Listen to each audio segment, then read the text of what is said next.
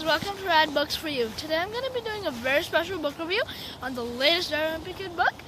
It came out this fall and it's called The Meltdown. This book is really funny with lots of humor and epic snowball fights. Where'd that come from? Oh, it looks like my neighbor is having a snowball fight. I almost had my meltdown.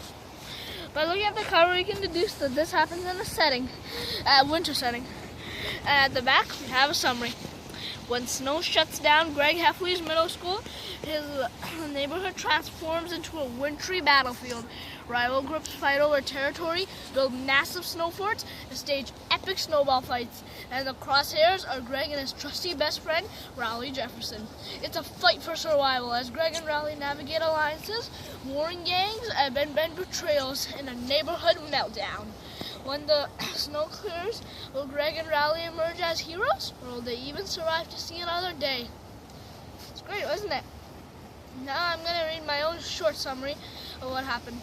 The story actually starts with Greg brooding over the hot weather in the middle of winter. Greg associates it with climate change, which is rapidly changing the environment. Good thing we don't have hot weather here. Greg starts forgetting his assignments, like a book report on Malta, which does not go well. We also get a lowdown on every kid in Greg's neighborhood. Fun fact, the street where Greg lives is divided into two parts, Lower Surrey Street and Upper Surrey Street, and they have a rivalry because Lower Surrey Street kids love summer because they don't have to worry about the ball rolling down the hill. But the Upper Surrey Street kids get to sled on the slope, and they don't let the Lower Surrey Street kids. And this rivalry ends up sparking war. After a failed, but once the weather does get chilly, Greg starts worrying about sickness and frostbite. After a failed attempt to sneak onto the neighborhood's other school bus, which is heated, Greg finds himself in the middle of the woods where the goat man lives.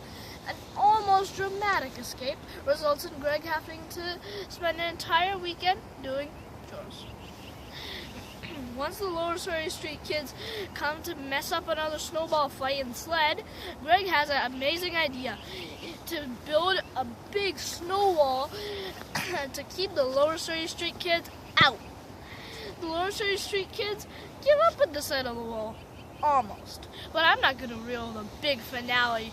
But I absolutely recommend this book. It is really good. And I personally give it 2 thumbs up. Now I'm going to read a chapter from this book for you.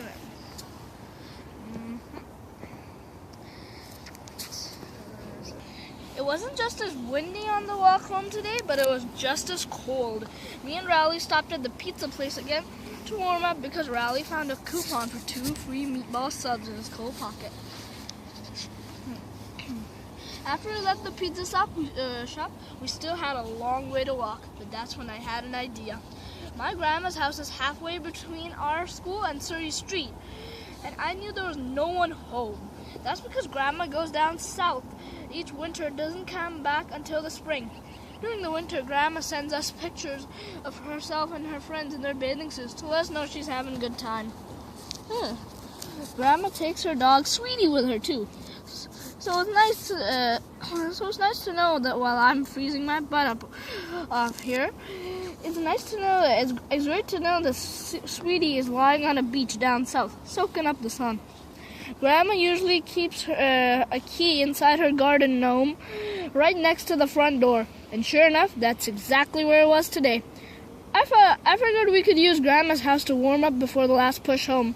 Riley was nervous about us going inside with no adults home, but I just told him Grandma was family, and she'd want me to use her house while she was away. When we walked in, I was pretty surprised. It was like an ice box in there, so I guess Grandma turns down the thermostat for the winter. Usually Grandma cranks the heat. When she's home, it's so warm that you have to eat your ice cream sandwich with the freezer drawer open, or the ice cream will melt in your hands. The first thing I did when we got inside Grandma's was turn up the thermostat. It was taking a while for the house to heat up though, so I turned on the oven and we warmed up in a hurry. Grandma had a bunch of snacks in her refrigerator, and me and Raleigh helped ourselves. But while we were eating, we saw some movement out of the front window.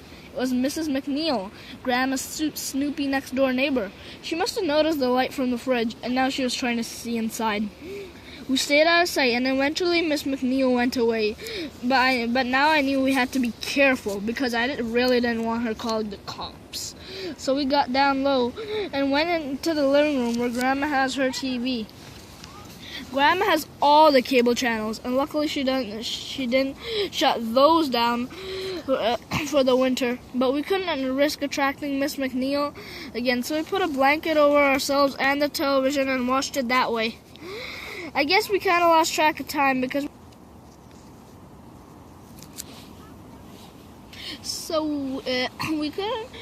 we put a blanket over ourselves and what? Oh, sorry guys, I really wish I could read you the whole chapter, but I guess my neighborhood's epic snowball fight has started. I gotta go join in.